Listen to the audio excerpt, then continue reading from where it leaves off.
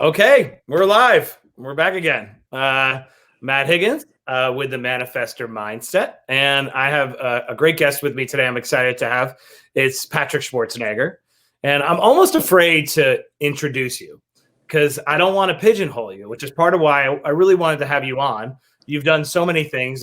Everyone knows that you're an actor and you're a model and you have much better hair than I do. But that's only one small fragment of your life. I've been watching you during the apocalypse, kind of switch from one day talking about bone marrow and cherry ice cream. Check it out, by the way, today on your Instagram feed. And then another day just talking about words and the power of words.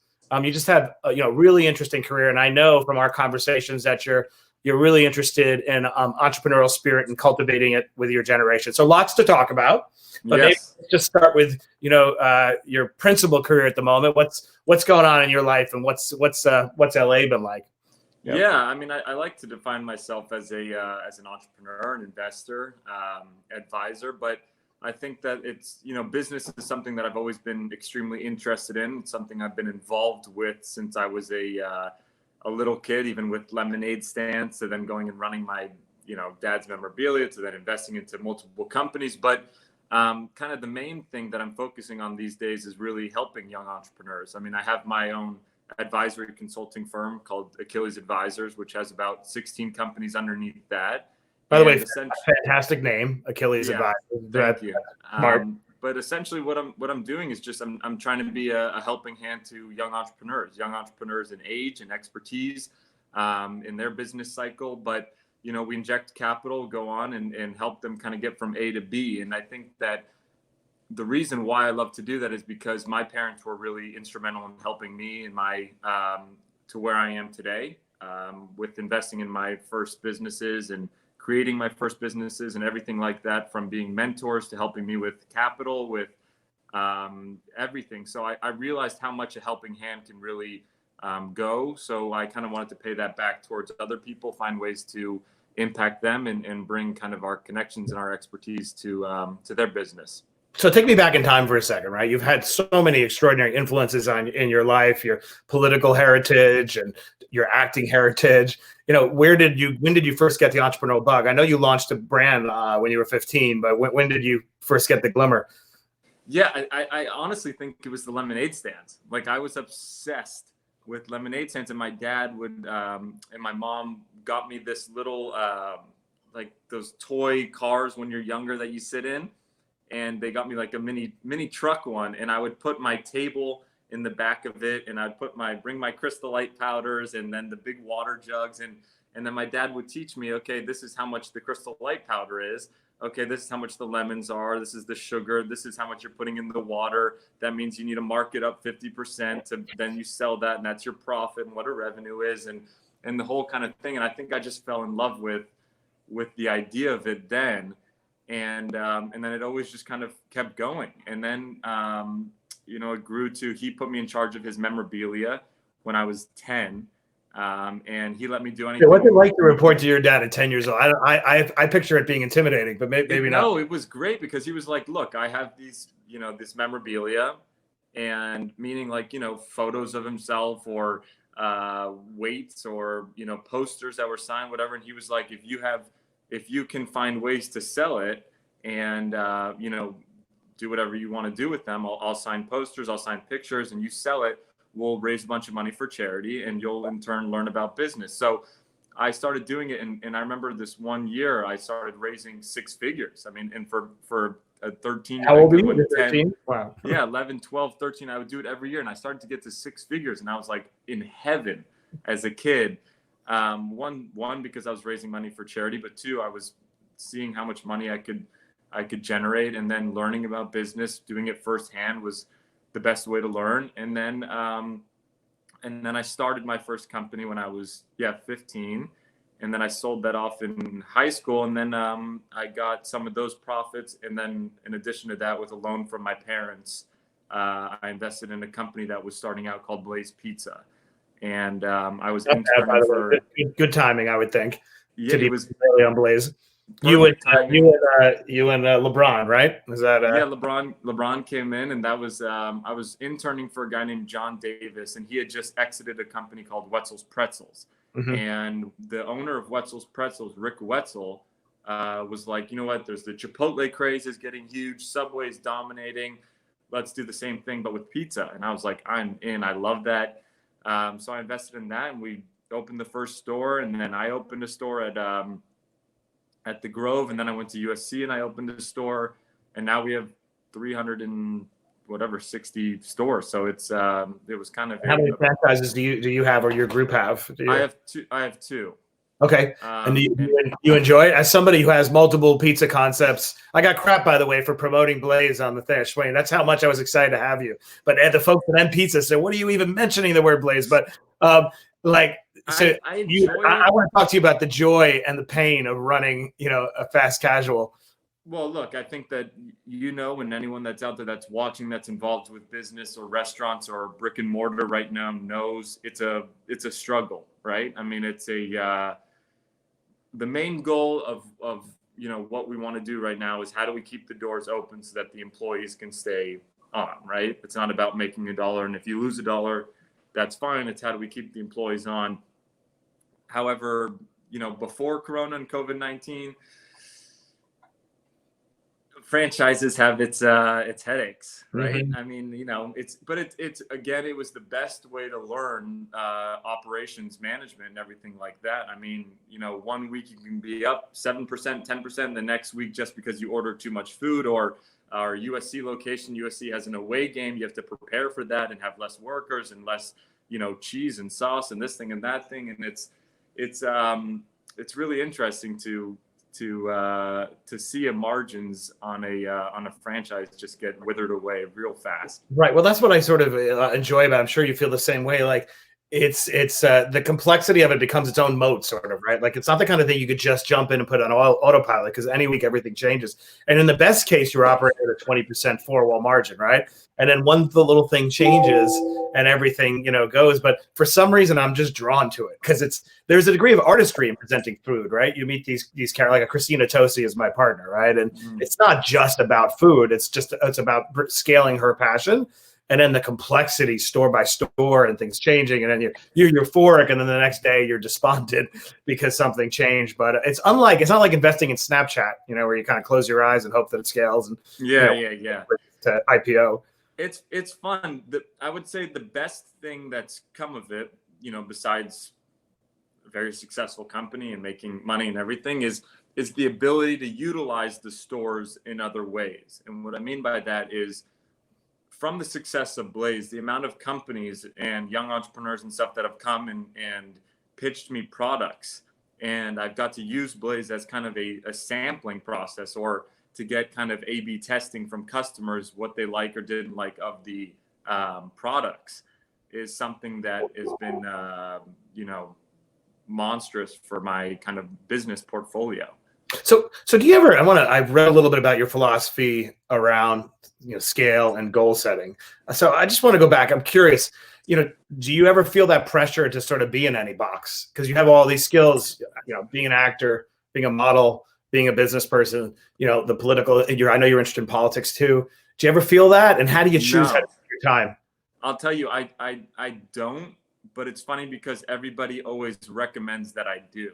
By the way, I totally agree with you. Resist the impulse to, It's interesting because some people will say, especially in the last year, as I've gotten more out there with my business stuff and I've helped more people and there's been more kind of PR on it or whatever, people have always said, it just doesn't make sense, man. You're one day you're doing a film, the next day you're in a Calvin Klein campaign, and the next day you're trying to invest in the companies. You can't do all three. And I'm like, yes, you can. The beautiful thing about America and about life is that you can really do whatever it is that you want to do. And I think that my dad always kind of told me that. And he was like, you don't understand how many people would tell me that you're a bodybuilder and now you want to be an actor. And wait, now you want to try to become a politician. It makes no sense. And he just always said, like, say no to the naysayers. Just don't, exactly know where it is that you want to go. Don't let anyone divert you from that path. And it doesn't matter if they don't, add up together. It adds up in your own mind. So I'm I'm a big believer of do whatever it is that you want, that you don't need to have this whole strategy of just staying in the film world and you can't do a crossover. You know, I think you've seen a lot of people in the last few years that have had crossovers into totally separate industries. So to answer the question, I would say no, I don't try to box myself in, but I would say that one of my strong feelings is like never let anybody put you in a box. And I find it's actually not others who put you in a box; it's you put yourself in a box. Some of this conventional wisdom that we are all some narrative that needs to be packaged and then presented to the universe. And the funny thing about the world is if you orient yourself to your mental energy to what others think, what you unfortunately find out at the end of the journey is nobody really cared. Right. So they weren't keeping score about how consistent. I struggle with that, too, because I was in politics and I worked at the rebuilding and then I was a journalist and then I ran the jets and the business and on and on and on. And somebody said, well, like, what are you? I said, I don't know. You tell me what I am. I'm not overly concerned with what I am at the moment. I'm building companies. One day I'll probably be devoting all my energy to human rights. And so I always reserve the right. But my message to young people is always like, that's an outdated logic. And it's also a recipe for a very unhappy life. That's different than being intentional. I'm sure and I want to talk about that with you.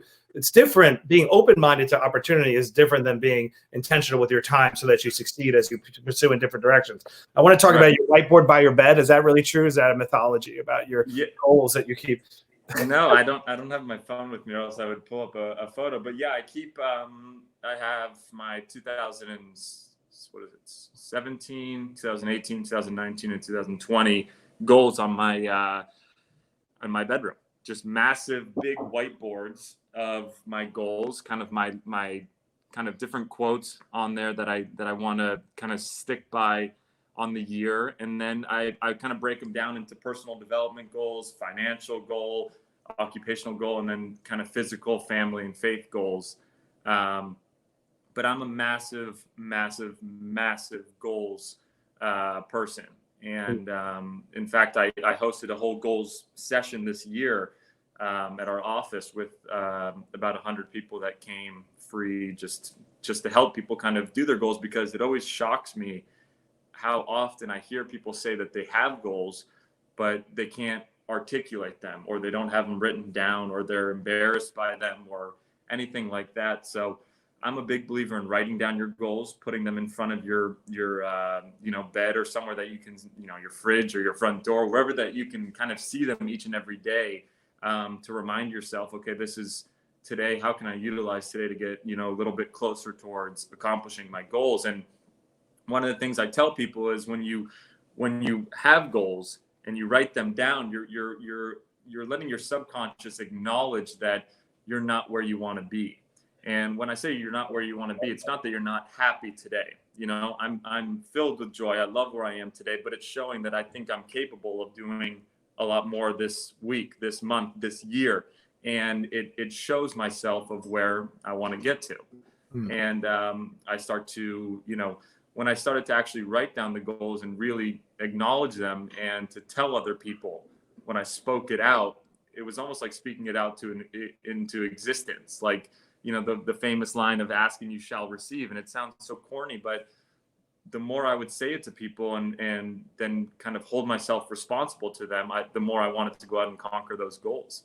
I love that. I always say every time I achieve a new summit in life, like even after Shark Tank, this feeling when you achieve something that you worked so hard at, that you were so anxious about, you thought you couldn't pull it off. You pull it off, and then your serotonin levels plummet. Yeah, and like you finish the marathon, and you say, and I believe that most of the joy in life is truly about living in a perpetual state of growth. And so I ask myself every time I go to a new summit, what can I do now that I couldn't do yesterday that brings me closer to what I want to do tomorrow? And I remember I had a 2-week period at post Shark Tank, like, well, that was a little bit of a letdown. What do I do now? And then it occurred to me, I always wanted to be a professor.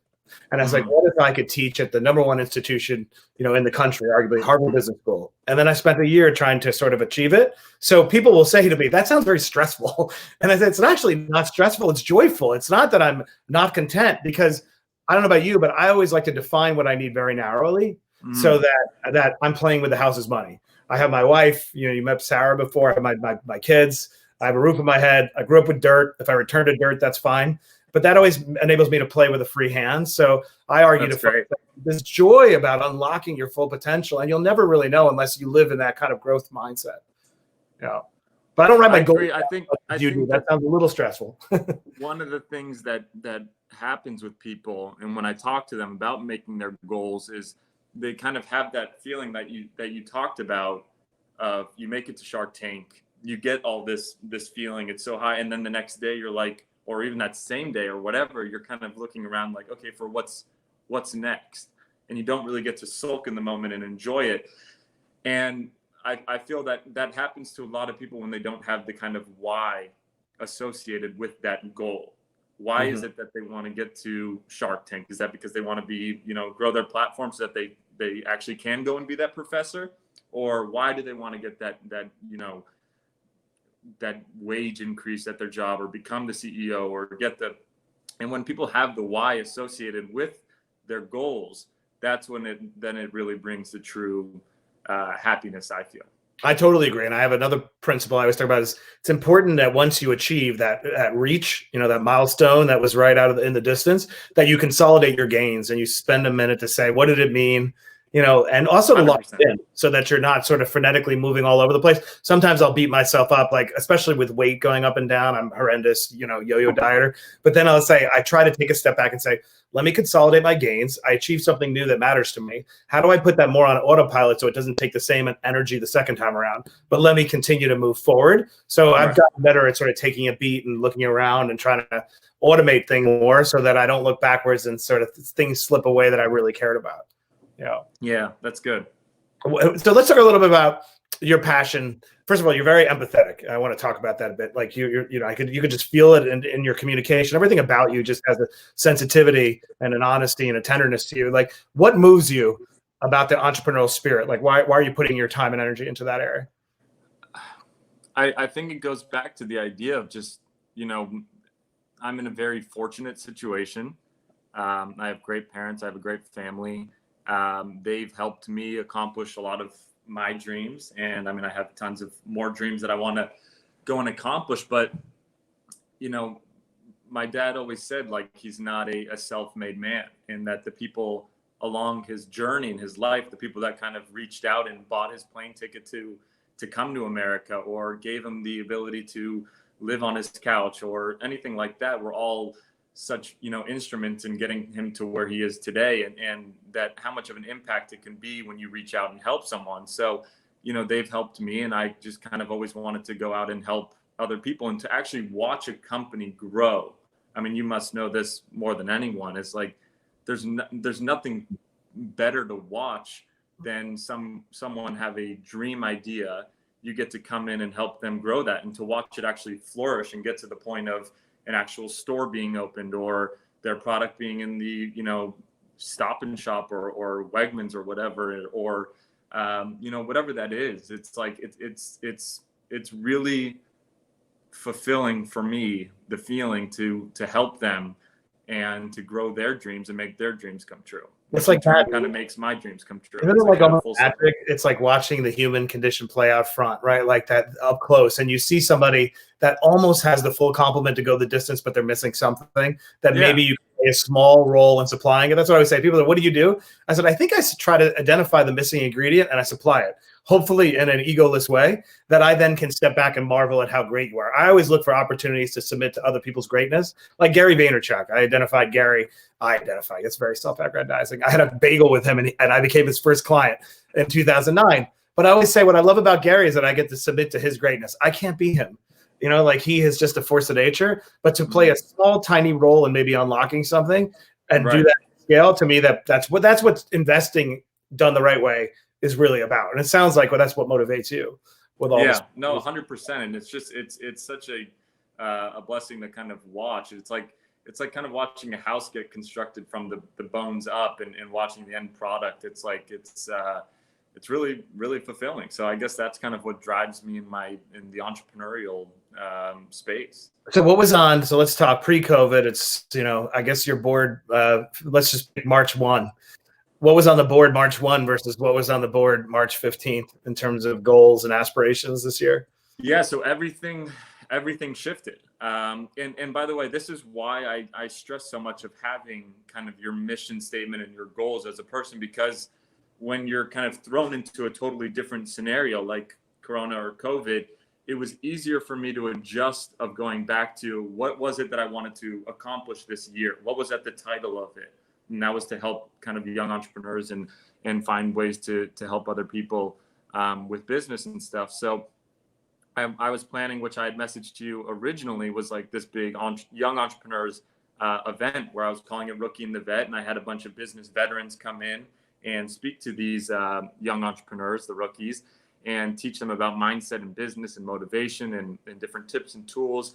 And I had the whole entire event set up. I had paid for the location. I had all the different business veterans coming in for May, the first week of May, and everything changed. So then I was stuck at home the first week, and I thought, okay, you know what?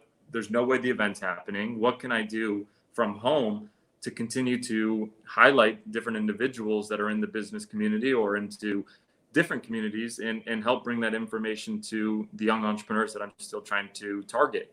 And so I started to do a daily Instagram each and every day where I would talk to someone. And I've done from we got to get you on there, but we've done, Marcus Lemonis to Ed Milet to Guy Fieri, Bethany Frankel, tons and tons of different people. Done 40 people now.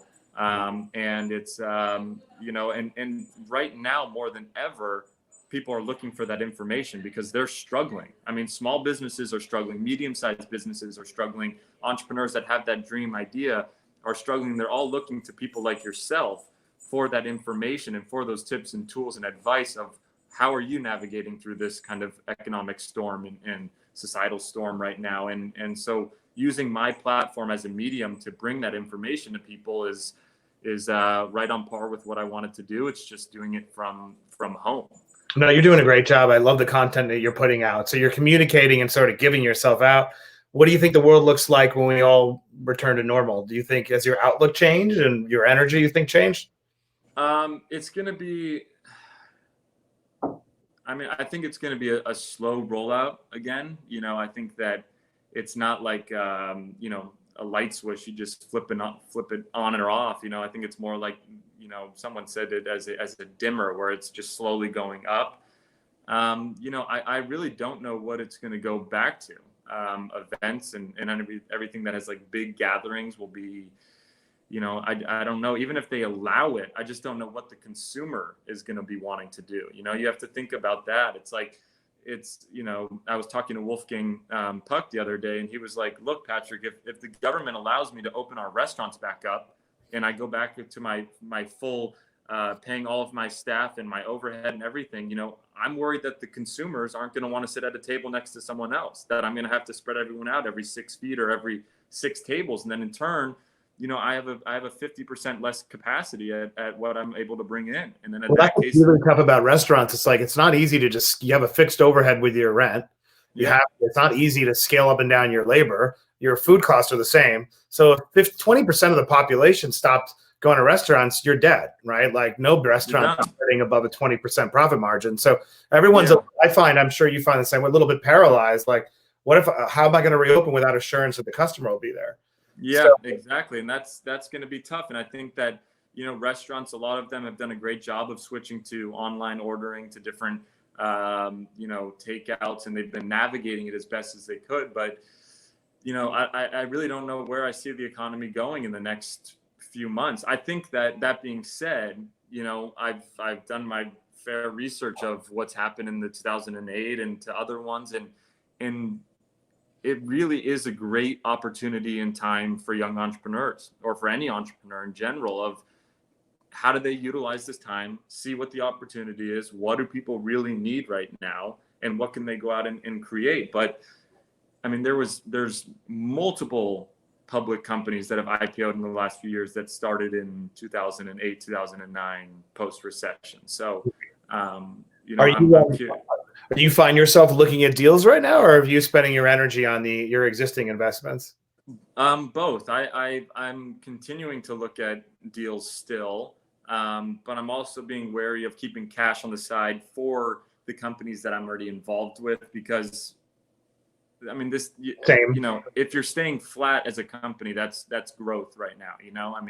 If you're year over year, you're anywhere close to where you were, even like looking at Apple yesterday's earnings and stuff like that, it's like that's great. And at some point they're going to need some cash to continue, even if they just raised in the last whatever half a year or something like that, you know. So I'm being a little bit cognizant of that, of where my companies are. And that's what I've been telling people too. Like, I feel as an investor, when you have a portfolio, like, you know, most of your mental energy and emotional energy, physical energy should be devoted towards your existing investments.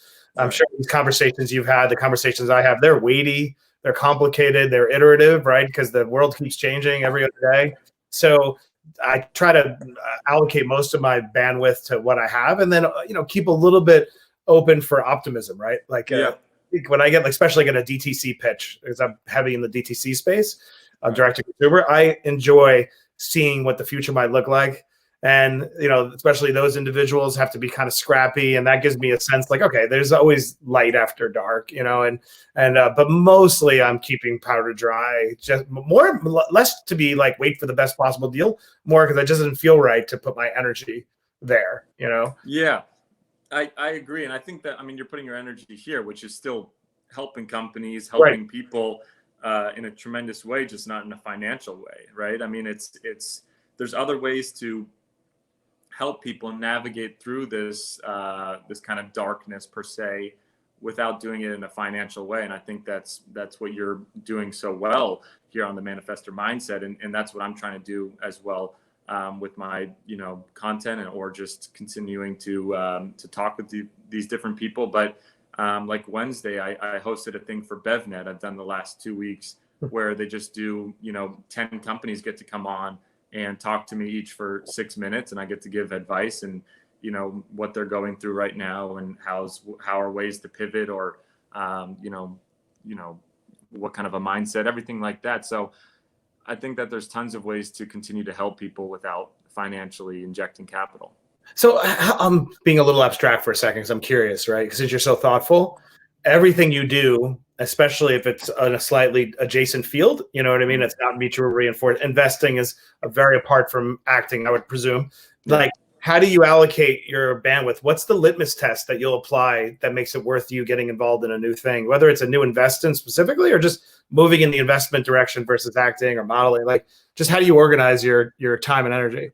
Yeah, so acting is like, the best way to describe it is a roller coaster. You're blindfolded going on a roller coaster. I mean, you don't know which months are going to be going up, which ones are going to be going down. You know, I guess that's like everything in life. But it's, you know, I could work every day for 3 months, and I could not work every day for 12 months. You know, that's the thing about film that's so interesting. So I'm never fully counting on working in film.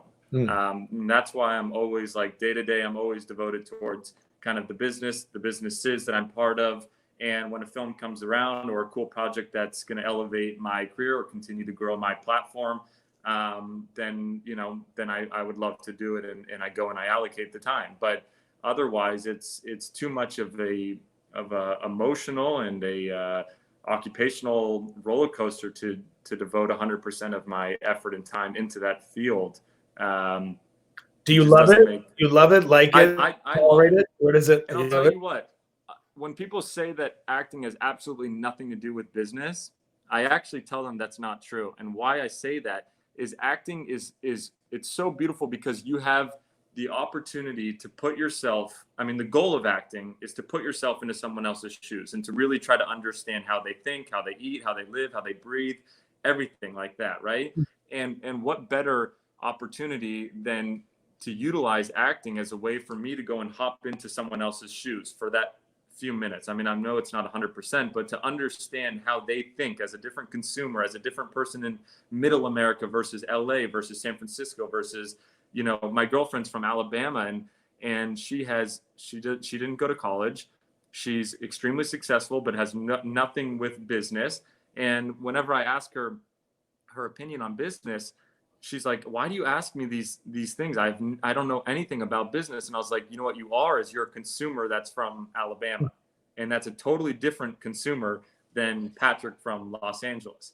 You care something totally different about what the price point is than I do. You care about the calorie information differently than I do. You care about X, Y, and Z. And it's always so interesting to hop into someone else's shoes and get their perspective on a certain product or a certain company. And I think that's one of the beautiful things about acting that I get to do, is really try to hop into someone else's shoes for a minute and see their point of view. I've never heard anybody say it like that, which is really smart, right? Because the most successful, I think, investors and entrepreneurs are actually empathetic.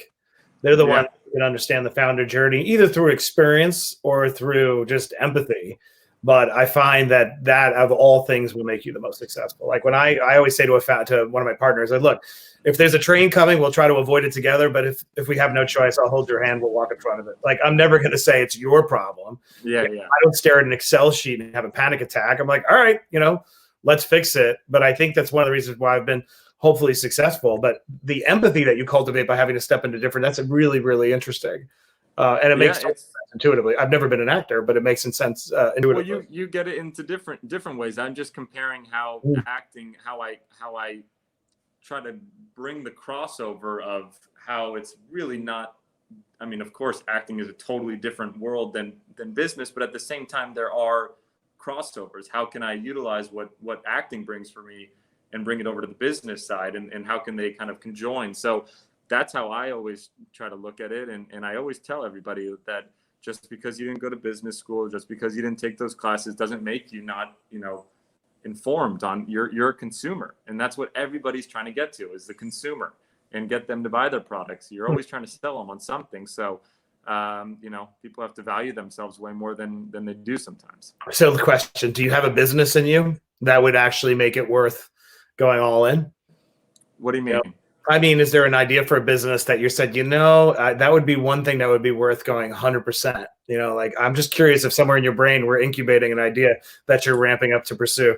No, I'm helping my mom a lot right now with a business that she's starting. And so I'm basically kind of doing the whole shebang for her and getting it up and running, and from the books to the manufacturing, and kind of just using some connections that I have from our other companies. But I really enjoy having eggs in different baskets. I like to pretend and go 100% as if all the eggs are in one basket, but have multiple baskets. So I really enjoy having the freedom of one day being on a set and the next day being in a business meeting or something like that. So. Yeah. I do too. I can relate to it. I love it. I always wonder sometimes, is that like my ADD run amok? But I do really enjoy it. Sometimes I wonder, will that be that one thing that really makes me go all? I've never experienced it in my life, what it means to fully surrender to the pursuit of a singular goal, Right. and die on the field. Like I don't have it in me. I don't think there's not an idea that ever seems worth pursuing enough. But then sometimes I feel, one, insecure about it, and two, like, why can't I find that one thing? But maybe the one thing is the all things that is the one thing. Like, exactly. I'll never find it, unfortunately. So I'm just curious if you had something, a glimmer. That's a good way to look at it. Like you said, it's like going all in on all the things, right? That is your one thing that's not your one thing, I guess. I don't know. I haven't had that one thing moment in my life where I've said, you know what, push everything to the side. Let me just go all in. But again, when I'm on a film, or when I'm in a meeting, or if I'm working with a business, I try to give my 100% attention. I try to go and push everything else to the side for that moment or for that period of time. But in general, it's hard for me to say that I'm not counting it out, but definitely not right now. If we're doing this interview in 5 years on some other platform that we TikTok live streaming or something we can't forecast, what do you think we're talking about? What do you think you're doing at that point? Like, do you think all the 5 things that you're doing now just amplified, or do you imagine your life goes in a different direction? In 5 years? Yeah, I'll just make it easy. 5 years is like, you can telegraph. Yeah, I think 100% I'm going to be continuing. I think that everything, shifts and evolves, but, I think that I hope to grow my actual company. Right now it's myself, and I have a part-time employee that helps with my business. But I hope to kind of grow that out and hopefully one day be kind of more of a one-stop shop of, from the advising to the consulting to hopefully being able to do branding for companies to, helping with operations, to kind of a whole 360 view on a business and helping them really grow. I don't really have those capabilities yet and the capital to do that, but I think that's where I hope it grows to. But I still think I'll be doing, film work. I'll be doing businesses and working with businesses, and hopefully continue to grow what I was trying to grow, the event side of, bringing these this rookie and the vet concept to life. Of really I love trying to help. idea. So you let me know whatever I need to do. I'm all in. We'll bring our folks, and also an excuse to hang out with you in LA. I have a abstract question I've been thinking about as I talk to you and watch you online. It's a nature versus nurture question. You were so remarkably unassuming. It's just no airs about you, no ego, and you kind of give it away. Is that nature? Is that nurture? Was that cultivated? Where did it come from? Because every parent, I'm just telling you this why. Any parent out there sitting watching you right now is going to say to themselves, I hope my kid grows up like this. Especially anyone who has a kid. Look, I had my fair share of being an idiot, per se. Everyone grows over time and learns about themselves and learns about everything in life. I'm not saying that I wasn't that college student when I was 21 that was boozing it up and partying at a fraternity. And an idiot is different than being an asshole, though, and you don't have any of that. So that's yeah. Well, thank you. I appreciate that. I'll tell my mom. Take a bow. You came out well. she'll appreciate that. Thank you. But I don't know. I guess it's more about just I don't know. I'm just really, grateful for where I am and health and kind of the family that I have, and just finding ways to, I guess my parents have always really implemented the idea of finding ways to give back, and whether that's 100% for charity or finding just ways to utilize where you are in life to give a helping hand. And for me, that's kind of with the business. So I don't know. I guess that's kind of them nurturing that idea into me. I'll leave you with this question. I'm sort of thinking, what do you, because now I don't want to pigeonhole, put you in a box. What do you think you want your epitaph to read generally when it's all said and done? What do you want the world to say about Patrick? Well, in a long time from now, I want to be, family first. I definitely want to have a great wife and kids and everything like that. And I want to be, I would say that one thing that I've really hope that I get to do is spend that time with family, do a lot of the grinding now, and not to say it won't continue, but so that I can really be present in the moment with them. I think that something that my dad had to do, which he totally is open about and speaks about, is he had to really work his ass off, and, going from dirt to where he is now. But a lot of things, had to be sacrificed. And that video that your dad did, No Plan B, right? That what I'm talking about? That is one of the most extraordinary pieces of content in the entire internet. Like, anybody out there right now, we're done. Go Google No Plan B, right? Yeah. I don't know what it's called. It's really great, but that is true. Like, there is no plan B. And for him, he had a lot of, real goals that he wanted to accomplish. And that's even when he had us kids and a family. So he had to sacrifice, time with us to when he wanted to be governor, and he did his best to do everything he could, flying back and forth to Sacramento 1-2 times in a day just so he could come and make dinner with us, or go back in the morning to drop us off at school. But it's something that I hope when I'm having a family, that I can be fully present and spend time with them, and just be known for hopefully continuing to help other people in the business world. And then hopefully, as my career evolves, I can hopefully help in other fields as well. Well, I have no doubt, just getting to know you a bit, like, that you're going to achieve all those and more. I mean, I'm fascinated to see what the world has in store for you. The energy you put out is going to come back to you tenfold, and you deserve everything you get. So I'm excited to watch you, just more people try to discover you. And I guess they'll have to rediscover you every 24 months because you're always moving in a slightly different direction. So I guess we'll just have to do this on a cycle. You tell me. I'll add it to my calendar for next year and the year after and the year after. But I appreciate it, man. Thank you so much for those words. It means a lot. I reached out to you because I was a fan of watching you on Shark Tank and learning more about your business and your work, and I've continued to follow you. And I think what you're doing here is fantastic, and finding ways to utilize your time here at home. It's great. So I'll be rooting for you over the course, and I hope that we get to actually connect in person when this is all said and done.